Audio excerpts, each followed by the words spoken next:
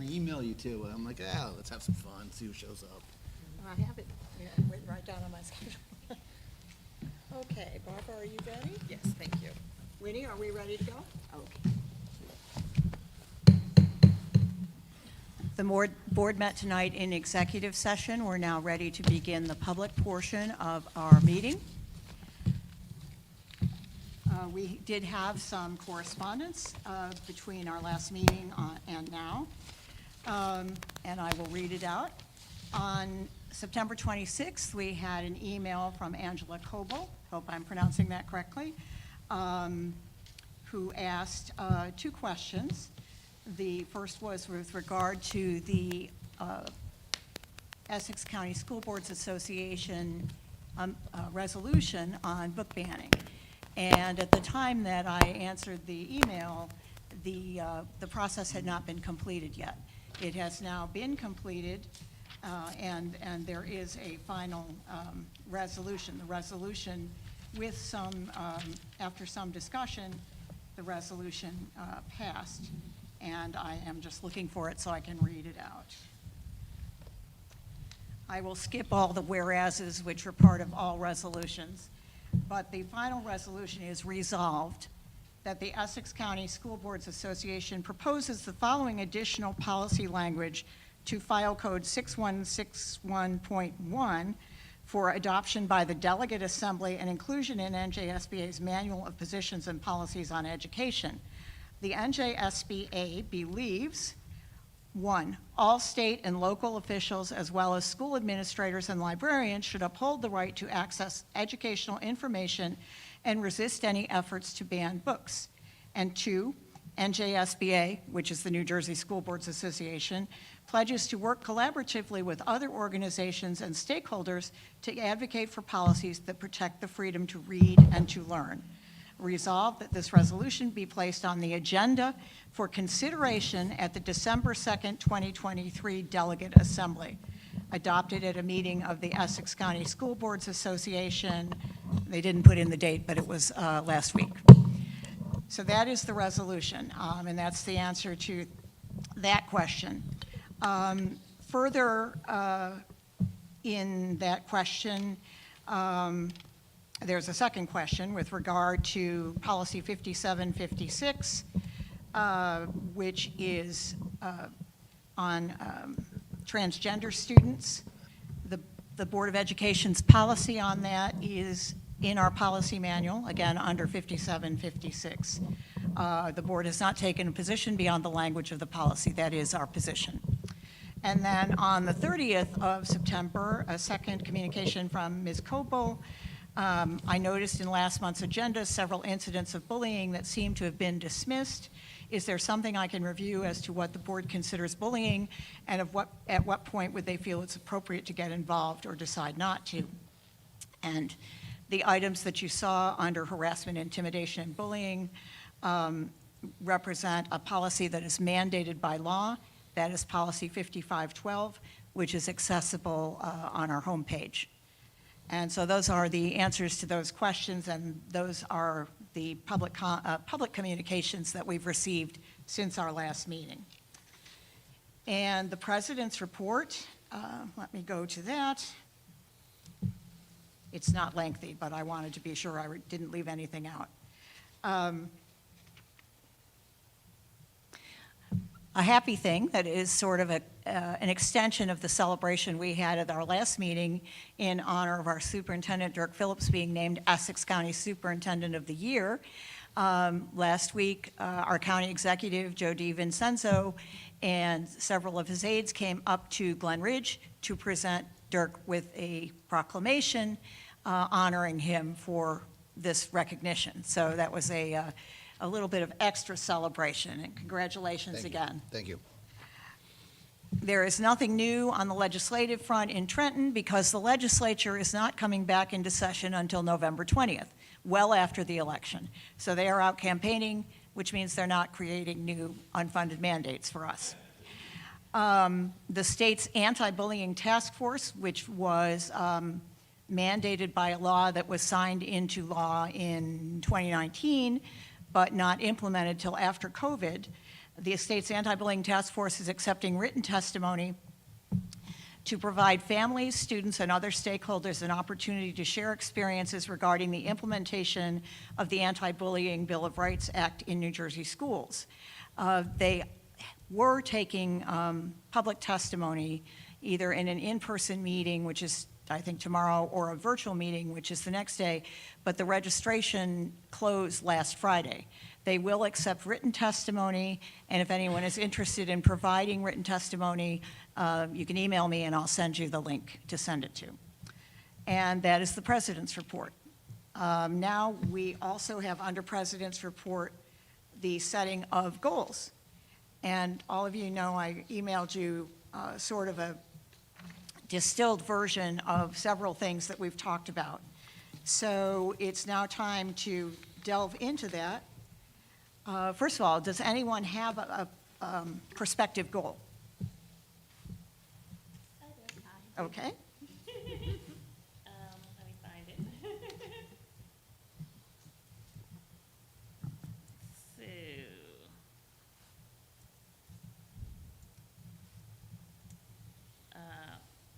here's a prospective goal for our consideration. To be able to to be able to demonstrate Glen Ridge Public School climate as referenced in the Elias PPT on page 16. Is developing humans of excellent character as well as high academic standards. And then the rest just goes into how we as a board can facilitate that. So that's my suggested goal. Okay. Can I add on to that? Because Sure. is this on? Can you hear me? Yeah. So I was thinking very much the same thing, and I was wondering, and I don't know if this would be a district goal necessarily or a board goal, but to support the district in pursuing a national school of character recognition. If that's something that we can attempt, going back to Dr. Elias's presentation. And then that was one part of it. And the other part of it is considering, and I don't know exactly how we could do this, some sort of, because Dr. Elias mentioned this as well, as gathering data and using surveys to ascertain where we are. And so maybe we need some kind, and I hate to use the word audit, but that's the only word that I can think of right now, sort of the way we've taken deep dives into other aspects of the district. Maybe climate and culture is a dive, the next dive we could take. So finding some kind of instrument to assess. Yes, yes. Okay. And then my third and last idea was to create some sort of a handbook for us that is designed for Glen Ridge board members, sort of maybe like an onboarding type of package. I know that we'll probably be getting some new board members soon, and I recall that when I was elected, Jocelyn and I came on together, and she and I were able to talk about a lot of things together, and we talked to a lot of seasoned board members, but it was all talk, and there was nothing like kind of written down. So I think that that could be helpful for future board members. It's interesting that you say that. Oh. Because one of the, I think it might have been Heather, who suggested, in addition to our big board retreat in July, that we have a couple of mini retreats to get down deeper into whatever issues we decide we need to get down deeper into. Maybe one of those would be a place where we could put together all of our ideas for what you described, the onboarding manual. Because my suggestion was going to be those mini retreats, because I think that's clearly a board goal because it involves board members, and it would help us, I think, to have, there are so many big issues that we face, to have further discussion on some of them. And so that was my suggestion. So maybe it Yeah, I can just go want with to that. reiterate my support for the mini retreat so we can take a step back and look at the big issues and carve out some time for that. I like that. I like that idea.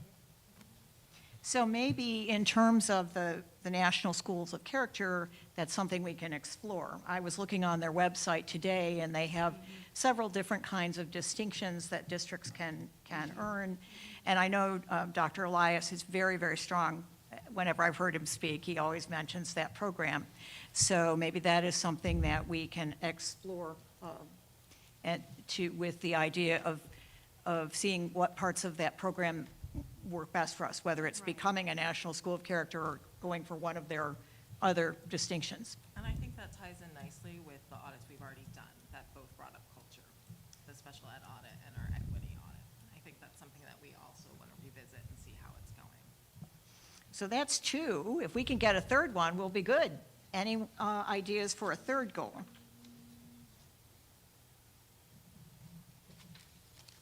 Because they both speak to positive purpose, which was what Dr. Elias stressed the most, was positive purpose. Well, I'm not sure if this would fall Here, we- Thanks. I don't know if this would fall under a board goal or a district goal, but in going through Dr. Elias's presentation again, I kept coming back to his emphasis on the social, emotional, and character development, and how you need the strong foundation there to help support a full district. And I know all of our schools do a fantastic job on an individual level with their individual programs, and maybe this speaks to, trying to, apply for the National Schools of Character certificate, but maybe we could come up with a district program that loops together all of the schools. So there's a bridge between the five, we're at five now? That might be a district goal, or it might fit under the sort of social emotional goal. But I remember that picture from his slides of the Yeah. sort of mess. The jumble, And yes. and then you put the SEL sort of roof over it straightens out the whole mess. I thought that was a very good example. So we can think about whether that works under the sort of Tricia's goal, or whether it's a separate district goal. Maybe we have a district goal that relates, they relate to each other, because that makes sense. Okay, any other thoughts? So I think this would fall within Duval's idea of creating some onboarding materials, but I had been thinking just more generally around board professional development and how each of us brings different expertise to the board, as well as different exposure through the trainings that we attend through the New Jersey School Boards Association, and wonder if there could be something else, like a sub-bullet around board members sharing out materials. So Dirk will sometimes forward us materials that we can read, but just so that there's a resource repository that can be referenced by current and even, I don't know if it could be made accessible to the public as well, where it would just be all things board related. So if you want to know about a specific topic, you would have a place to go and follow up on that. It might, the onboarding manual seems specific to, the new board member, and I'm trying to think how that we could have regular reporting out when we go to events, but that's not a permanent thing, and you're thinking of something that's a little bit less of the moment, right? I think having the verbal report out is great, but having whether it's a Dropbox or a Google Drive or just some sort of repository for resources. Maybe a Google Drive, because that can be constantly updated, and board members could all have access to it. So let me just write that down. Thinking it might be the sort of place where we would put Dr. Elias's presentation, for example? Yeah, and Just- I know that some of those resources are already available on the district website, but when there are, say, if I go to an NJSBA presentation on a specific topic and they share materials, it would be a way of making sure that they aren't lost. Like we're building our collective knowledge and not losing it as we lose members. I think that could be a goal, establishing a Google Drive to share our board member professional development. And that's easy to do. And also, yeah, it gives us a point of reference going forward. So if when we go to the conference, for example, we can, But I wouldn't want the goal to be as narrow as setting up a Google Okay. Drive. I would see it more as building the, what is it, like the intellectual capital of the board as a whole, right? And so then within that, right, no, but not just a library. So within that, it's, because someone had mentioned finding well-qualified board candidates, right? So that, to me, I was thinking about, well, what does it mean to sort of sustain knowledge across a group of 9 people who are changing every year? And so anything that falls under that umbrella would meet that, whether it's a library, whether it's building a handbook, so there's consistent onboarding of new board members, so there are resources that people can access for trainings that they didn't necessarily attend. okay, so we could say it could fall under the general heading of, as you said, building on the intellectual capital of the board, and then the items under it could be suggested items, the Google Drive, more reporting out in public of our professional development opportunities, building a handbook for new board members. So those could be sort of action items under that overall goal. Okay. Other thoughts, either for that goal or a third goal? I have a thought for a third goal. Okay. So this is piggybacking off of the community engagement, parent involvement, or parent outreach. This would be a communications goal for the district. So it would be, from a comms perspective, offer an open forum time agenda slot during one of the mid-year BOE meetings where community, parents, students, and staff can opine on what we can do better to meet the needs of the students. Note, the 2-minute rule still applies. However, comments are not beholden to agenda items, topics for that meeting. And also, we would request the comments to be submitted in advance for expediency. And also note, this would not be the forum to discuss specific student issues because of privacy issues. So it would just be like at one of our board meetings in, let's see, it's 10 months in the school year, so maybe January after the holiday. At one of our board meetings, maybe at the second sessions, this is our open forum. You, community, tell us how we did the first half of the year and what we can do better the second half of the year. So, okay, so we wouldn't have to have a separate board meeting for it. We'd use the second public comment Correct. in that way.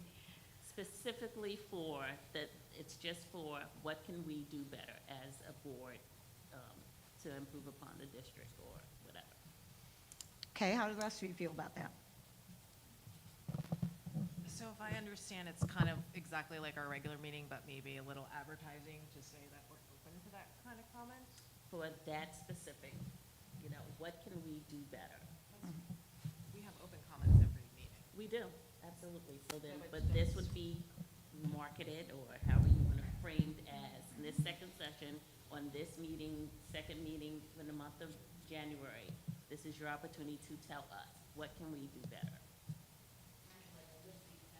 Mm-hmm. Sort of in the way that the state board has open testimony every once in a while, like they did the 4-hour session that I went to last month. But, so any other thoughts on that? No, I'm supportive of that, and I was actually thinking about the coffee and conversations that we have, and whether there's a way that we can revamp them so they're more conversations, more structured.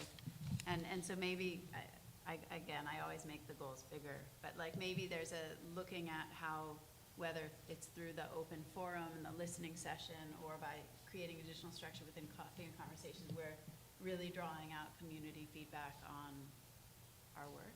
I thought about that too, Jocelyn. That was my first thought when I came up with this, because we have these coffees and conversations at each back-to-school night. And I was at the Linden one, of course, I was at the high school one. And at the high school one, Mr. Lawler brought us all in the cafeteria, and he just went down the agenda. So maybe at the beginning of that one, he could have said, your board of, you have representatives from the Board of Ed here throughout your day. I mean, I know everyone, all the parents are like rushing to meet all the teachers, but just to have some like marketing and let them know we're here if you have questions. So you have it in the beginning of the year, if we had this mid-year, and then maybe at the end of the year. Like in Linden, Betsy and I were at the Linden back-to-school night, and we were, I don't want to say aggressive, but we were we were advocating, like I was pulling parents We in were and just- engaging, that's yeah, what we were doing. engaging, like I was talking to parents and, hey, Yasmin Board, come to a meeting and things like that. So, you know, I know there's only so much we can do to engage, the parent has to come, but, you know, it gives, I think it would sort of give like touch upon all aspects at the back to schools and during the day, be more advocating at this open forum mid-year, and then maybe at the end of a school year. You know what I So mean? it sounds like what you're saying is exploring new avenues for community connections, and then underneath, we put the specifics that you've mentioned. So that would be a third goal. So that's 3 goals, big goals with multi-part implementation. You know, Big that's probably enough goals unless anyone has a fourth one. Betsy, did the mini retreat go within one of the other goals? I didn't want to lose that. That's one of the goals. That's what the- Yeah, yeah. So if no one has an idea for a fourth goal, what I'll do is just type this up and circulate so you can all add to it. And then by hopefully next meeting, we'll have a nice list of goals with subheadings for these specifics that we can work with. Does that sound good? Okay, and then we'll go to district goals after that. But we're making progress here. Okay, and that's it for the president's report, superintendent's report.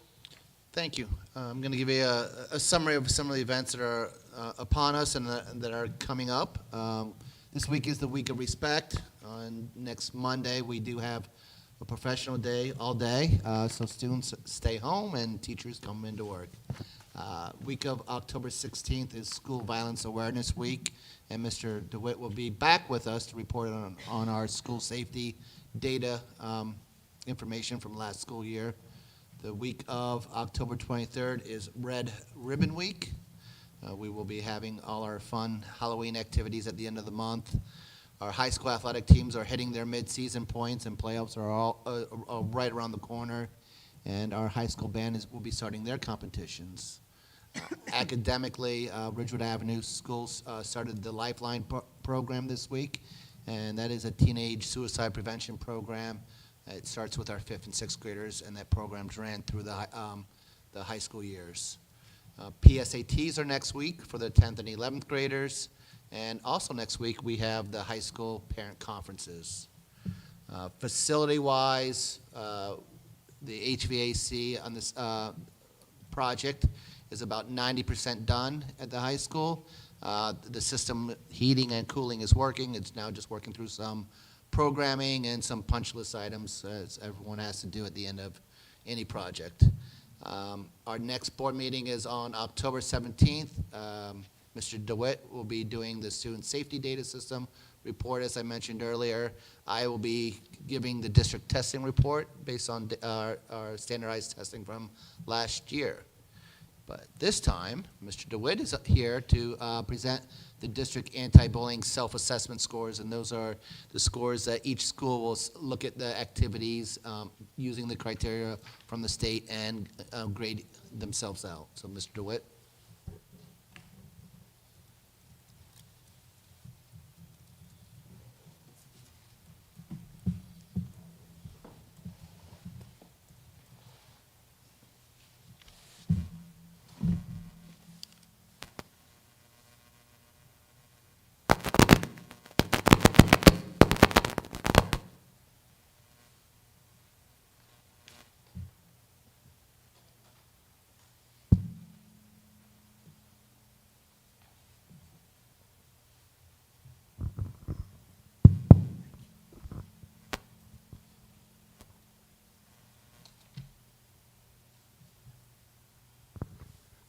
Good evening.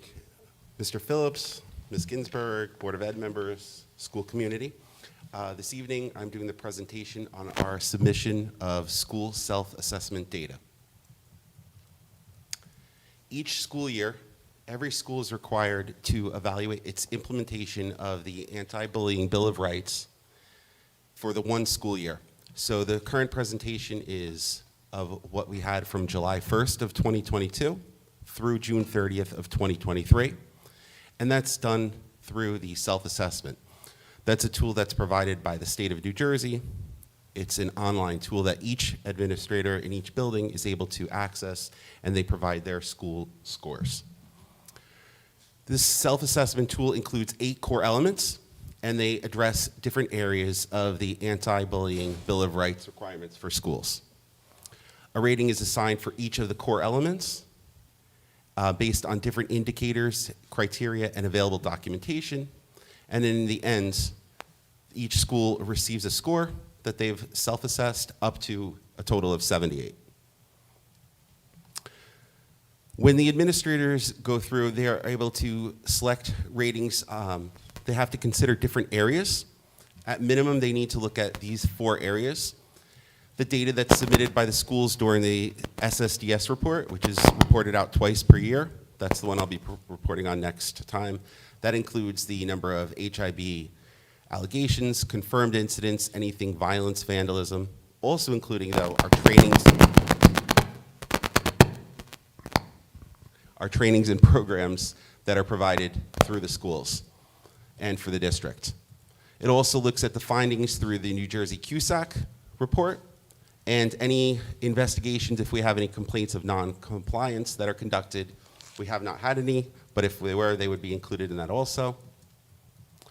And they also look at any student conduct referrals, staff student attendance, any suspensions that occur, if there's any climate surveys, if there's any other surveys that are done. They're gathering all of that data to determine scores on each of the areas. Completed assessment is done at each building, as I had said. Then it's submitted on the district level. I gather that information. It's presented tonight to the Board of Ed. It will then be posted tomorrow on our website, but it'll also be submitted to the state. And then at some point in the future, we will get those scores back, and they will also be posted once they're there.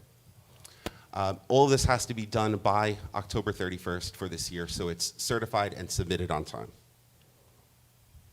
So as I said, there's 8 core elements that we look at. Generally, I just talk about the numbers, but I thought it might be helpful if we understood a little bit about each of the core elements and something that goes into them. So, for example, if we look at core element 1, each of the schools, the administrators will sit with their team, they'll determine what they score. This has 5 different questions that go into core element 1. So an example of one of those that they have to answer is, the school annually establishes HIB programs, approaches, or other initiatives. They have a rubric that they determine a score from 0 up to 3, 0 being the lowest and 3 being the highest. And they maintain documentation to show that they've done it in each of the areas. Core element 2, one example for that would be school employees, contracted service providers, and volunteers were provided training on the HIB policy. And again, that's one of multiple areas that they gather. They will grade themselves on that, and then they're able to put that in. An example for core element 3 is each teaching staff member completed at least 2 hours of instruction in suicide prevention that included information on HIB in each 5-year professional development period. An example from core element 4, the school provided ongoing age-appropriate instruction on preventing HIB in accordance with the New Jersey Student Learning Standards. Jack, one Yeah. question before you go to the next slide. When you referred to the rubric, that's provided by the state, yes? Yes, each question actually has a different rubric that's attached to it. So each core area will have something, and it will tell them, does it meet the requirements, is it exceeded the requirements, and what they need to do to get that score. Okay, thank you. You're welcome.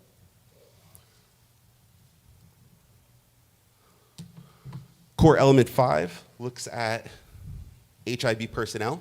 So an example, the principal has appointed a school anti-bullying specialist. core areas, element 6 is the school implemented the district's procedure for reporting HIB that includes all required elements.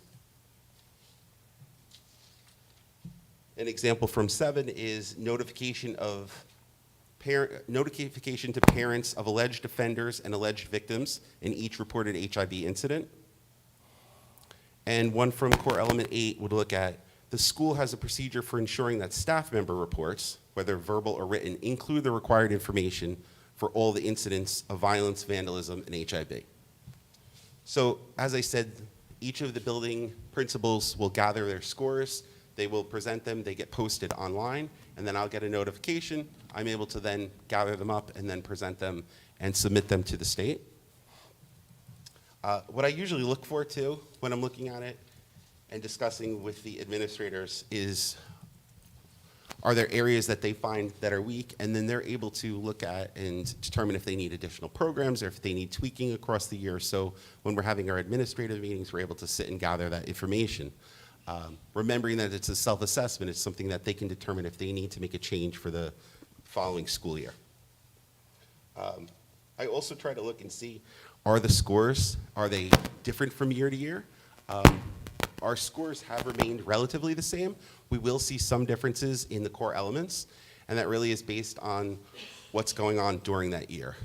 They don't fluctuate that much, so most of the scores have remained within 76s and 77s as overall total scores.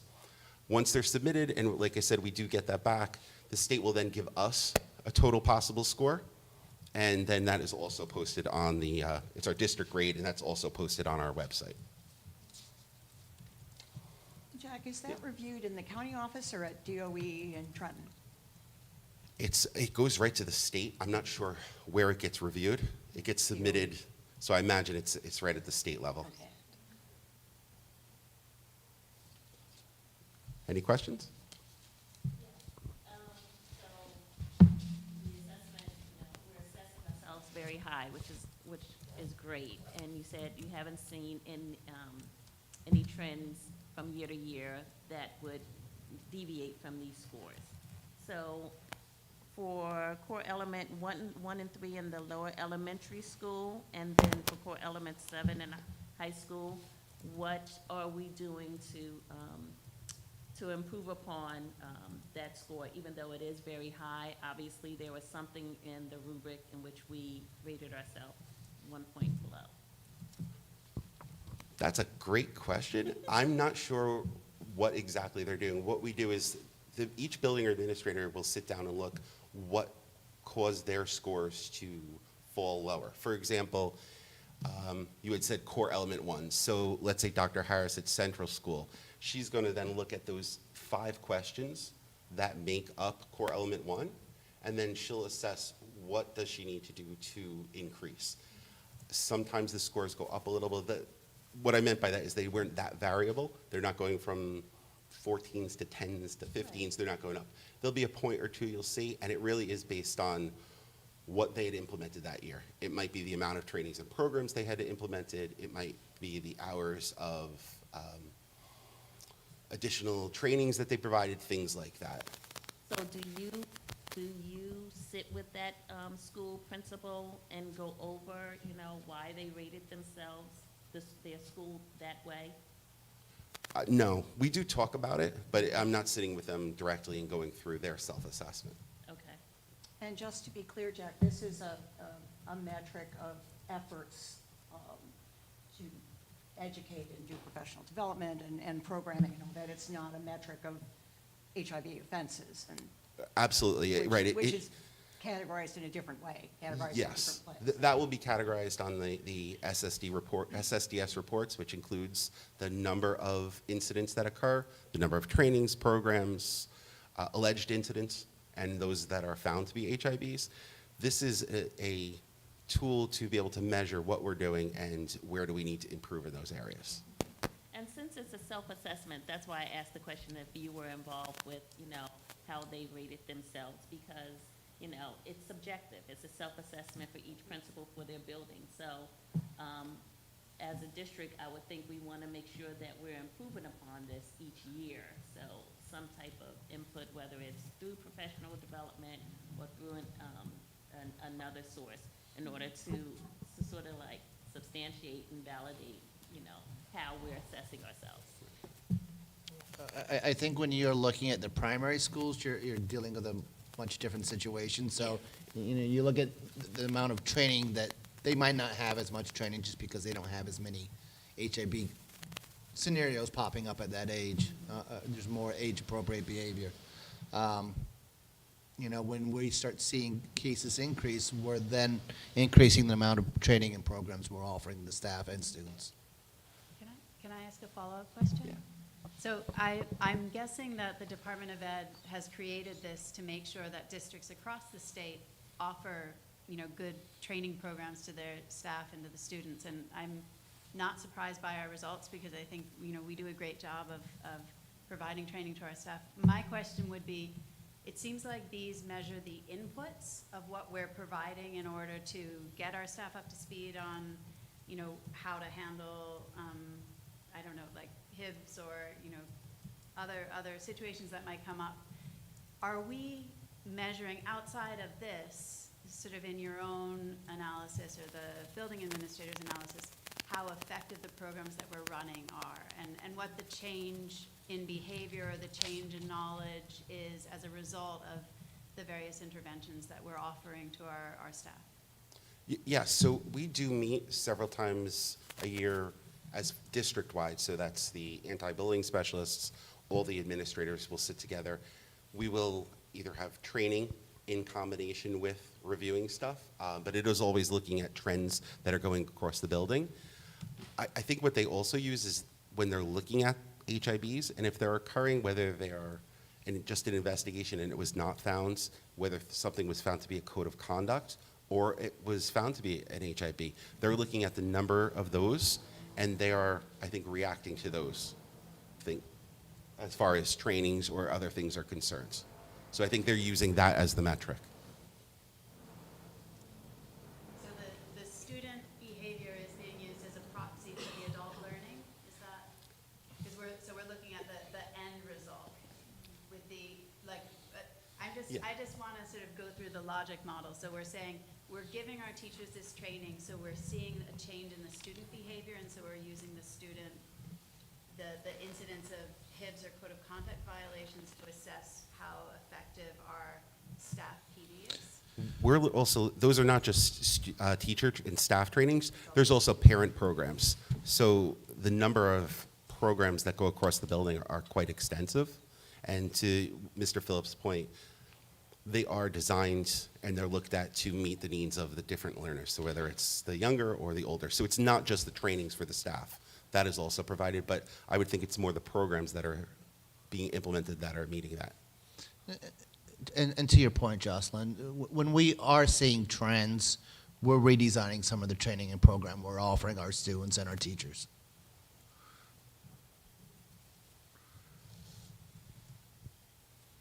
Okay.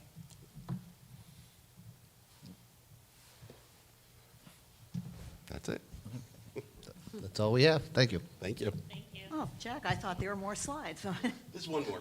That's next board meeting. Thank you. Yes, this is the short one. That's all I have. Thank you. All right, we've come to the first public comment period, We've come to the first public comment period for questions or comments on agenda items only. For those of you who don't know our protocols, here they are. If you have a question or comment, come to the lectern and sign in. Speak clearly into the mic and tell us your name and address. If you're representing a group, please let us know the name of the group. Everybody has 2 minutes to speak. And if you have more than one question, please pose all the questions at once so we can get them all answered. If you have written material, please hand it to Ms. Murphy so it can be included in the minutes. Each audience member can speak once in the first public comment session for agenda items only, and again in the second public comment period, which is on any topic concerning the running of the schools. If you have additional questions or comments, you can always send them to the board via email. Does anyone have a public comment or question? Betsy, can I ask a question while our public is coming up to the lectern? Just a follow-up question on Dirk's presentation? Sure. Just one minute. Very quickly, Dirk, do you know what the PD focus professional development that's coming up on the 9th? Yeah, so the morning is related to DEI. We do have Montclair State coming in and working with their entire staff, well, virtually. And that's part of the ongoing training that we've been working with them for roughly a little bit over a year now. And then it's designed by the individual buildings, so we have a lot going on. Primary, we're doing some of the phonics first work. I know Gabrielle Marks is working with our paraprofessionals. So it varies from building to building. Thank you. Yep. Sorry, Jocelyn. Any other questions before we go to public comment? Sorry.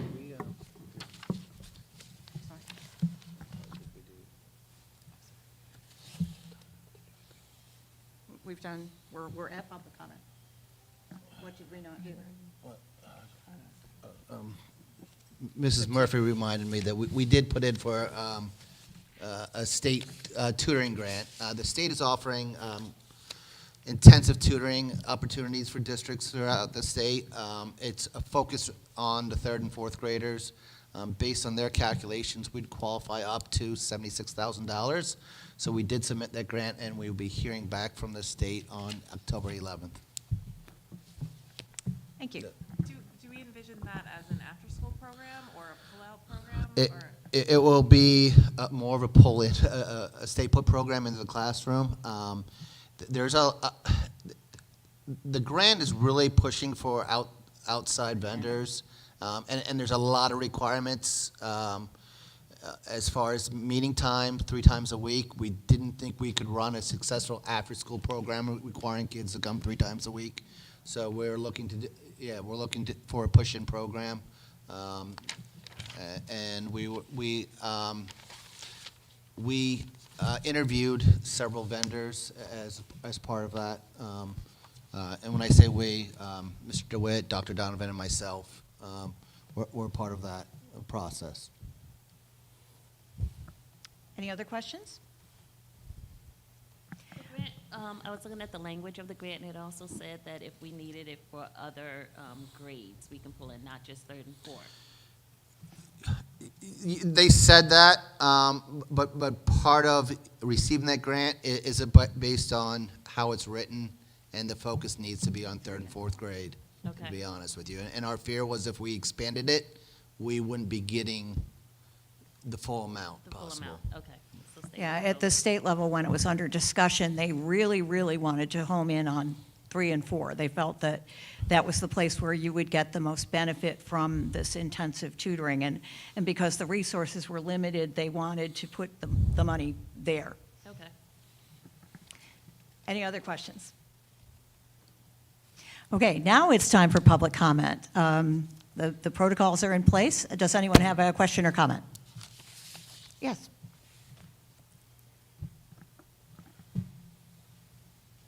So I'm only going to, my name is Mary Ellen Cusmano, 297 Ridgewood. I overheard the presentation, and I think those are very positive results. However, I think the results are a little bit mathematically immaterial if there's very little change to them, and they're so significantly high. I think it's maybe similar to some of the questions the board members were asking. You know, how do we measure the outcome of the programs we're putting into place? You don't have to answer all these questions right now, but I'll raise them all now. What's the cost of the implementation of the HIB program? How many anti-bullying specialists do we have available to us at the Glen Ridge Public School System? How many programs are there independently, and who runs them? And how are there any metrics around how many students are impacted year on year? So in addition to this, you may have another report that indicates the incidence, so not knowing about incidents, just numbers of children. So how many people is this anti-bullying program affecting the Glen Ridge Public School System year on year? Okay. I think that's a report back, yes. And we do the HIB. The student safety data, school safety data report will be out next board meeting, where a lot of these questions will be answered. Okay. In terms of the When is- quantitative. Yeah, I that's what I'm saying, because it looks like the results are not really material. If you're 1 point below a perfect score, what does that mean? You know, it means you're pretty successful, so what does that mean as far as the students are concerned? I think that's what the parents need to know. Thank you. And Kristen, I forgot to ask if you would be my timer. Other questions or comments?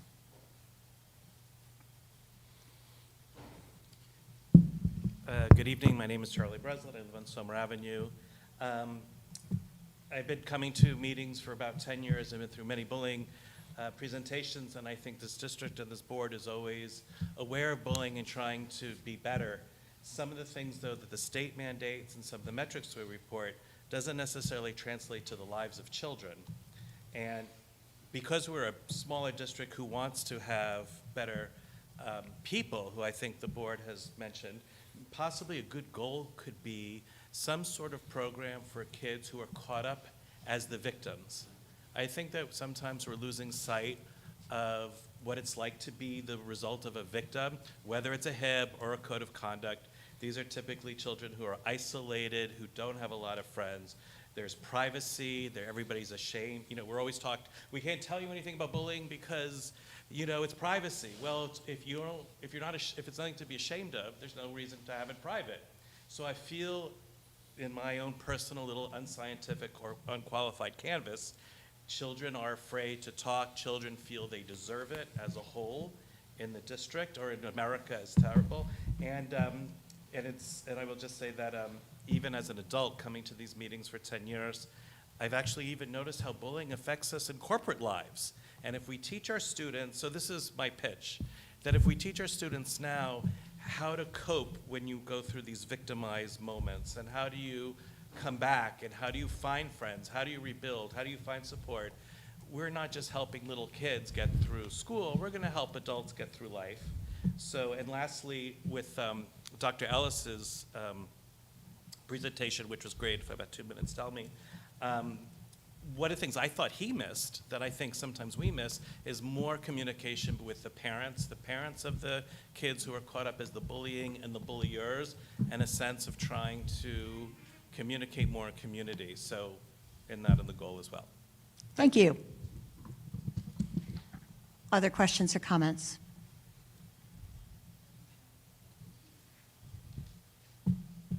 Okay, reminder, we do have the second public comment period at the end of the evening. So board members, let's continue with our agenda. You have in your packets some minutes. I'm sorry, we want to do committee and liaison reports because it is the first meeting of the month.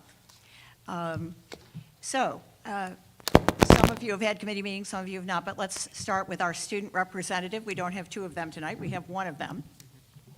And he has a nameplate this time. Yeah. We've improved on our last time. Yeah, so the students have ran multiple events so far, just in the month of September alone. We had our pep rally, which was a great success. We went over to Harrell. It was really fun. Everyone had a good time. And later that night, we also had our homecoming dance, that also went well. And then just last week, we had our club fair, which let students join clubs and advertise for their own clubs, which was also very good. And coming up, we have our college fair, and then also just later in the month, we have our Halloween costume contest for the seniors, and so everyone's looking forward to that, and everything's going pretty good right now on a student level. Okay, any questions on that, members of the board? Okay, Tricia? I'm so glad you let him go first, because I didn't want to steal his thunder. Okay, so I am the liaison for the high school. So I'm not going to repeat some of the ones. Let's see. So the high school had their first HSA meeting on September 22nd. Mr. Lauer told us about the upcoming PSAT tests that are coming, which Dirk already mentioned. One thing different. Thanks, Kristen. One thing different about this year's PSAT test is that it's going to be computer-based versus, I guess it was manual prior to that, for the 11th graders, I believe. 10th and 11th, or just 11th? Is it 10th and 11th? 10th and Okay. 11th. 10th and 11th. Same, So and that- same with SATs this year. Okay, yeah, it's computer-based now, so the kids are gonna be doing it all on the computer versus when we had to do it with the little The dots. little bubbles. Yeah. He also mentioned the girls' volleyball team off to a great start. Let's see, I don't want to be repetitive. We talked about Ridger Day. The middle school had a scavenger hunt while the high schoolers were off on to Ridger Day at Harrell Field. Mr. Phoenix, the assistant principal, has started a new program, a new leadership program. So we do have peer leadership now, but that's confined to, we have a quantity limit on that. So he has started, let me see. He has started a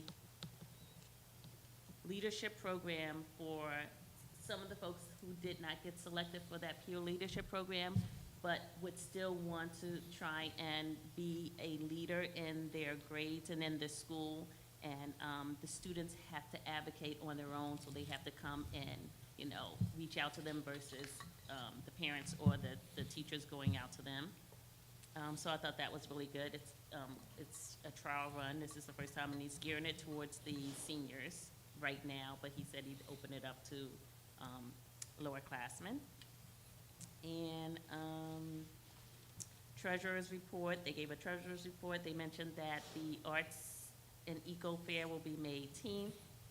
And lastly, there's a student group called the Urban Ridgers who are working with the landscaper and designing the backyard area. I think it's near the band area that needs to, the courtyard, yeah, that the group of students want to redesign it and do something, you know, wonderful with it. So I thought that was great that these group of students took the initiative, and he's gonna have them work with the landscaper and the designer to do something beautiful for that area. And that's it. Okay, thank you. Heather? The curriculum committee does not have anything to report. Okay, Jocelyn? So Negotiations Committee does not have anything to report. As the Grace Liaison, I wanted to announce that there's going to be the first Grace meeting of the year on Wednesday, October 18th, and that's actually also the first in-person Grace meeting since 2019. Wow. So it's been a long time. It will be at 7 o'clock at the train station, and it will be a meet and greet between child study team members and parents. So if anyone is interested, it's a great time to come out and meet staff who you may not have met beforehand. And then the Ridgewood Home and School actually met on September 8th and won't be meeting again until November 3rd, but there are a few updates they wanted me to share. One is that both the Sheets and Treats fundraiser is closing and Ridgewood Spirit Wear is closing on this Friday, the 6th. On the 13th will be the end of the Socktober fund or sock drive, I guess, which is getting new socks to donate to Human Needs Pantry in time for the cold weather shift.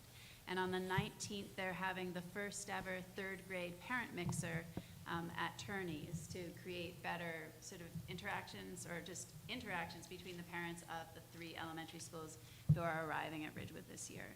They continue to have chair openings for the Discovery and Enrichment programs, so if anyone is interested in those, please reach out to the executive team of the Ridgewood Home and School Association. Okay, Kristen? I gave a pretty lengthy update on the homeschool happenings at Linden at the last meeting, so my only updates tonight are that Linden hosted a very successful book fair in mid-September. I think it was their most successful since 2019, and since then they've sent out information to parents on library volunteer opportunities, and they have also sent out the sign-up form for the popular lunch days. That's gone out, and they are also hosting their annual Mum and Crumb fundraiser this coming Friday. And then when I was looking at their Facebook page, I noticed, and I've always been intrigued by this because I ran this committee at Linden, the box tops. I mean, you don't have to clip anymore. Those, those days are gone, but there is an app that you can download and then scan your receipts.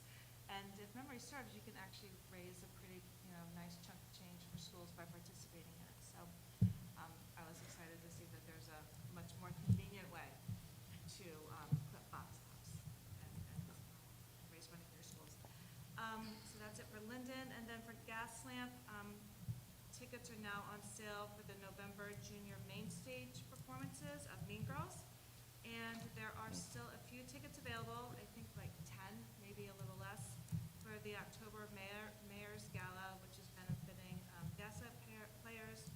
That's happening on Saturday, October 21st. Tickets for all performances and the gala can be purchased online at gaslamplayers.org. Okay, thank you. Duval? Yes, I have things to say. Okay, so the Forest Avenue Home and School met the day after our last meeting. So, yeah, the laundry list of what they've done between in the last 2 weeks is extensive. But I do want to say at the meeting, Mr. Murphy gave this fantastic overview, which was also an introduction for new parents. But what I was so happy to see is the detailing of all these initiatives around social emotional learning and DEI and the sort of things that we have talked about and what we hope to be seeing in our schools. And he really brought it to life. And it was really, really gratifying to see that.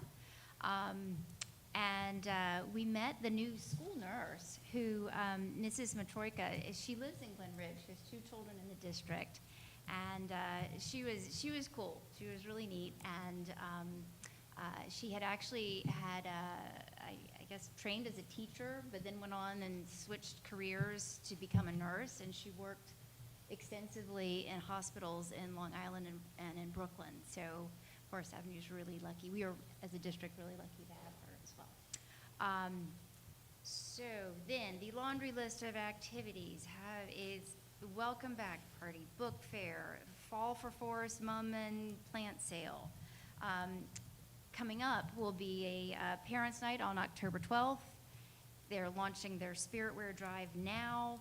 Discovery programs after school start this week. Costume drive starts this week. Enrichment starts middle of October with a traveling planetarium coming through the school. And their Festival of Jack-o'-lanterns will be on October 25th. So it's that time of year. It's my favorite time. Okay, so one more report from the Glen Ridge Educational Foundation, which met just last week on the 27th. And it was actually a combined meeting. So it was the annual meeting and the regular meeting. So it was a lot of items to cover. But primarily, there was a lot of activity over the summer related to teacher recognition programs and organizing for the Ashenfelter Race on Thanksgiving Day. So registrations are open for the race. So if you want to run, get your number going. And the foundation is also looking for corporate sponsors, as they do every year. They need more all the time.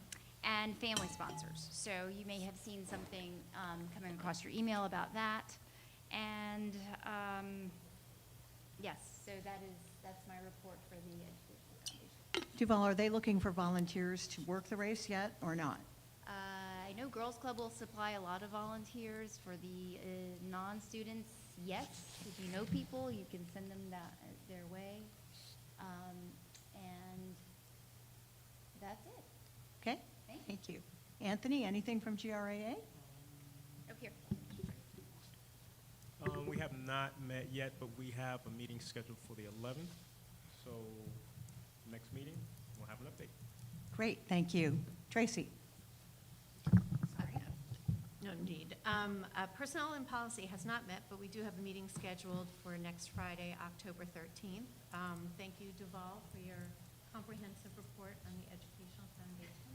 I did forget something, actually. Can I just add? Oh, please. That the submissions for mini grants are going to be going out to the teachers and administrators really soon, like in the next week or so. So we'll hope to get some more ideas out, funded. And Central School is actually meeting tomorrow night. So that's it for me. And the GRDIA has not had a meeting, but they did have a very successful picnic. And with lots of, at Harrell Field, with lots of delicious food, families, entertainment, it was terrific. And even though it had to be postponed a week because of rain, they picked the right day. And that is all for committee and liaison reports. Okay, you have in your packets minutes from our last meeting, which was September 12th, exec session and public session. Does anyone have any changes to those minutes?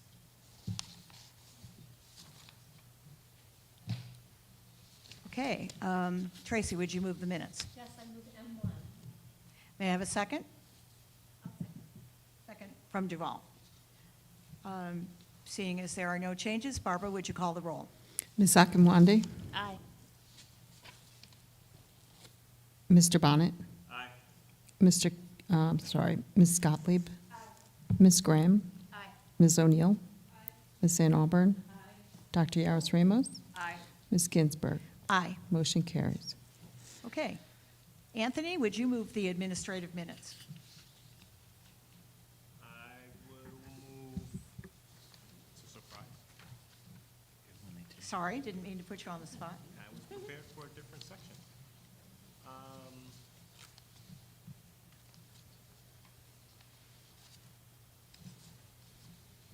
think it's just A1 and A2. Just okay. I move A1 and A2. Okay, may I have a second? Second from Kristen. Any questions on the administrative items, which is the second reading of two new policies and also the self-assessment that we just heard from Dr. DeWitt? Any questions? Okay, seeing none, Barbara, would you call the roll? Ms. Akinwande? Aye. Mr. Bonnet? Aye. Ms. Gottlieb? Ms. Graham? Ms. O'Neill? Ms. St. Aubern? Dr. Yaros Ramos? Aye. Ms. Ginsburg? Aye. Motion carries. Tracy, would you move the personnel items? Yes, I move P1 through P16, which includes a number of items on the agenda. It's typical of this time of year, lots of personnel. Absolutely. May I have a second? Second. Second from Anthony. In keeping with our rules, any personnel items are discussed in exec session. If no one has an objection, I'll ask Barbara to call the roll. Any objections? Okay, Barbara? Ms. Akinwande? Aye. Mr. Bonnet? Aye. Ms. Gottlieb? Ms. Graham? Ms. O'Neill? Ms. St. Aubern? Dr. Yaros Ramos? Aye. Ms. Ginsburg? Aye. Motion carries. Heather, would you move the curriculum items? Sure. I move C1, including I and J on the addendum. Okay. May I have a second? Second from Jocelyn. Thank you. Any questions on the curriculum items? All kinds of interesting field trips. Okay, if there are no questions, Barbara, would you call the roll? Ms. Akinwande? Aye. Mr. Bonnet? Aye. Ms. Gottlieb? Ms. Graham? Ms. O'Neill? Ms. St. Aubern? Dr. Yaros Ramos? Aye. Ms. Ginsburg? Aye. Motion carries. Okay, it's time now for the business items. Before we move them, I'd like to draw your attention to B3 on your agenda, which is upon the recommendation of the superintendent, we are accepting with thanks the following generous donation. $3,000 donation from our friends at the Glen Educational Foundation to pay for the Smart Executive Function Program. So thanks to, I know that Tracy, you and Duval will convey our thanks to Ms. Wong and the members of the foundation board for yet another generous donation. And now, Heather, would you move the business items? Sure. I move B1 through B6. Okay, may I have a second? Second. Oh, guess we'll give it to Anthony. Any questions or comments on our business items?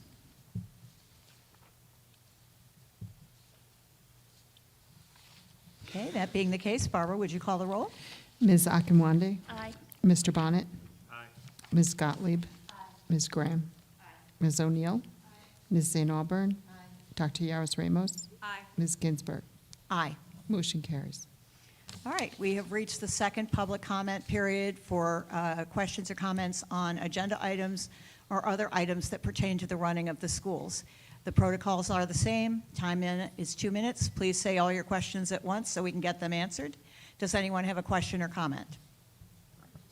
Yep, please. Hi, Hi, I'm sorry if I'm being redundant because I can't hear most of what you're saying. I'm sorry. But my name's Angela Coble, and my question is regarding the program, the anti-bullying program. Is there any kind of portion of this where you are polling the students and the parents to see what their reaction is, how they feel it's working, if they feel there might be other ways to do things, or if they feel like some things are not working? That's my question. Thank you. I think that's what we were talking about, is what kind of instrument we might use to gauge just what you were referring to. Do you want to add to that, Paul? We will, obviously, when there are incidents of investigation, we'll hear a lot of feedback at that time. Typically, though, if their child's not involved in any type of investigation, either as a alleged aggressor, victim, or witness, we're not hearing a lot of feedback about the HIB process. Okay, other questions or comments? Excuse me for two tonight, but there was something on my mind for quite some time. One of the great innovations that we've seen on this board, I think, is the addition of the student delegate. It's wonderful. And it's happy to see you, Mr. Kelly. And I think it was on my mind last year, but I didn't know Mr. Pennington as well as I know Mr. Kelly from when he was in kindergarten. So I feel more comfortable in airing this. Do you have pictures? I do. Mr. Kelly, you have a great opportunity. You're serving on this board. You're serving as a representative to a constituency. It's great that we hear all the wonderful activities and happy things that go on in the school. We only hear from students who are unhappy when it's a big thing, when it's 3 minutes too little of announcements or too many announcements, when there's a bathroom issue, when something in the news media, God forbid a big tragedy, makes its way that even students will come in, I'm scared. But I'm wondering if this opportunity to have a student voice could be used for greater dialogue. And is there a way that to utilize Mr. Kelly's expertise and connections more than just reporting on the schedule as to, would there be a time that you could conceive of, or is this appropriate for him, or you mentioned another delegate, to hold an information session? This is what our board has done. This is what I could report to you. You report to the board. Do you report to your constituents? Moreover, for those kids who we don't hear from, who maybe don't go to the, just because they don't go to homecoming dance or they don't go to the pep rally doesn't mean they're unhappy, horrible people living at home. They just may need other things from the school, or they may want other things from the school. And I feel that that is a voice that this board doesn't hear sometimes. You not of lack of interest, but ability. So maybe, if I may, encourage you or ask you to provide more of a dialogue and maybe look to the board to mentor this young man as he does this. Okay, thank you. I think the good thing about the student representative is there are no rules. Well, there are a few, no bad language, but there are no rules. So you can tell us whatever you feel is relevant, as our friend Mr. Pennington did over the bathroom. So feel free to talk to us. This is a friendly audience and an audience that really is interested in the student viewpoint. So a little bit of it is your discretion, but again, there are no real rules. Other questions or comments? I know this is a very brief period of time, but David, I had taken the same notes essentially saying, where you could help us or assist is really on the student level. We don't want this to be about the board. We don't want this to be about teachers, and we really don't even want it to be about parents. What we want it to be about is, can the students suggest amongst themselves what they would want to have happen to offset any type of bullying that goes on in the school. Maybe you set your own code of conduct, you develop it, you roll it out to make rules that tell each other that students can't bully each other over social media. And can we incorporate, more of that plan with the peer leadership program? and they can sort of distribute it. So you guys create it, they can sort of roll it out, so that there could be a real plan, and then maybe next month you come back and give us some ideas about how you could think that through. Because I think he's right. It really is about the students and how they treat each other. And then lastly, I would like to follow up on a question that was raised at the last meeting. Again, I don't know that you will have time to answer this, but I'm going to throw it out because I only have 2 minutes to say it, or a minute now to say it, and that is, I need to understand what the process is to have a board policy changed. So what is the process that you go through? Again, you can give me that answer at another time over email.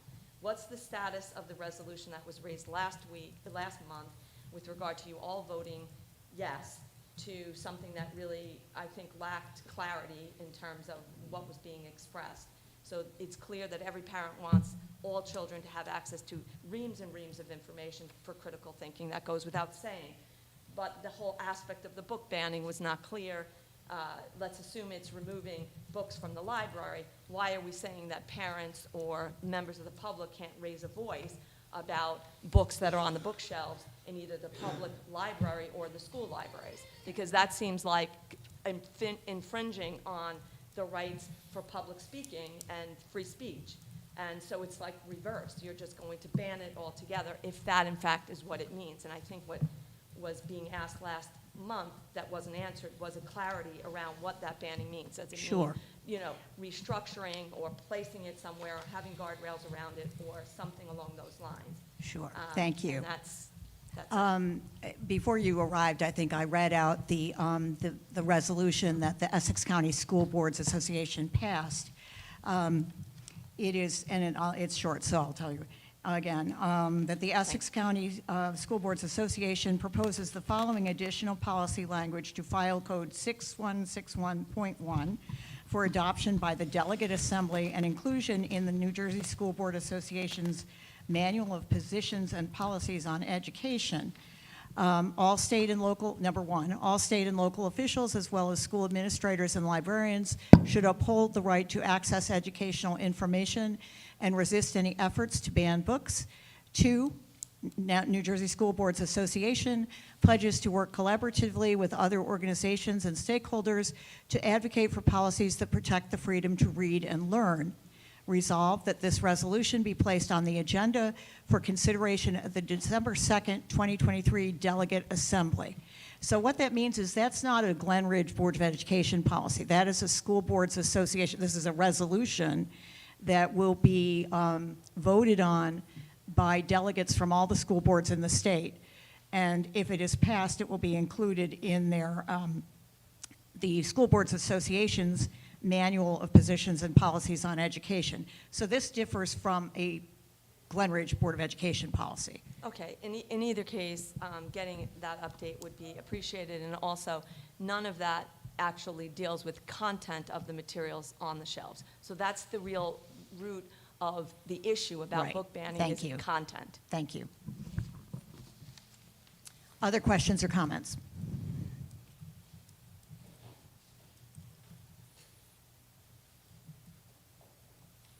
Okay, seeing none, may I have a motion to adjourn? May I have a second? Second. Second from Heather.